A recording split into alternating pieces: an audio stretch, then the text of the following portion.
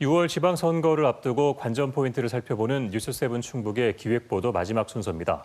거대 양당 체제는 지방자치에서도 예외가 아닌데요. 이번 지방선거에서는 갈수록 공고해지는 양당 체제에 변화가 생길 수 있을까요? 보도기의 K 송근섭 기자입니다. 2010년 지방선거에서 3당 체제의 가능성을 보여준 자유선진당. 충북에서 남부 3군 군수와 지방의원까지 22명의 당선인을 배출했습니다.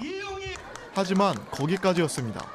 충청권 기반의 지역 정당이라는 한계를 벗어나지 못했고 결국 2012년 총선 이후 새누리당에 흡수됐습니다. 이후 충북에선 거대 양당 체제가 공고하게 유지됐습니다. 제6회 지방선거에선 통합진보당에서 진천 군의원 1명이 4년 전 지방선거 때는 정의당에서 청주시의원 비례대표 1명이 당선되는 데 그쳤습니다. 그리고 올해 6월 지방선거를 앞두고 다당제 실현 여부가 정치권의 화두로 떠올랐습니다. 핵심은 한 개 선거구에서 최소 2명, 최대 4명까지 선출하고 있는 기초의원 선거제도 개편. 민주당과 정의당은 선거구마다 적어도 3명 이상을 뽑도록 법 개정을 주장하고 있습니다. 이렇게 되면 한 선거구에서 거대 양당뿐만 아니라 제3당 후보의 당선 가능성이 높아질 수 있다는 겁니다. 기득권 양당 구조를 풀뿌리 민주주의에서부터 고쳐나가는 길이 될 것입니다. 하지만 3인 선거구 확대가 곧 다당제 실현으로 이어진다는 보장은 없습니다.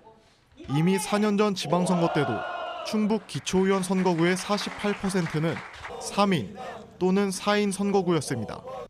여기에 거대 양당은 선거구마다 2~3명씩 후보를 공천하면서 사실상 싹쓸이를 노렸습니다. 실제 선거 결과도 무소속 2명을 제외하고 모두 거대 양당 후보가 당선됐습니다.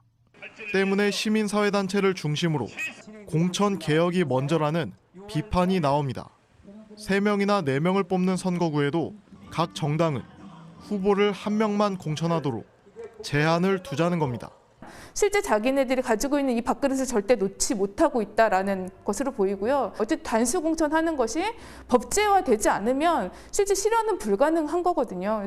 제도적인 문제뿐만 아니라 소수 정당 스스로 인재 양성 등 확장 노력이 부족했다는 지적도 적지 않습니다.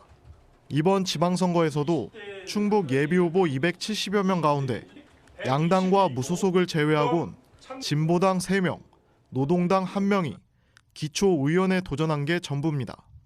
우리 사회의 다양한 목소리를 반영하기 위한 다당제 실현, 단순한 자리 나눠갖기에 그치지 않기 위해선 아직도 갈 길은 멀어 보입니다. KBS 뉴스 송근섭입니다.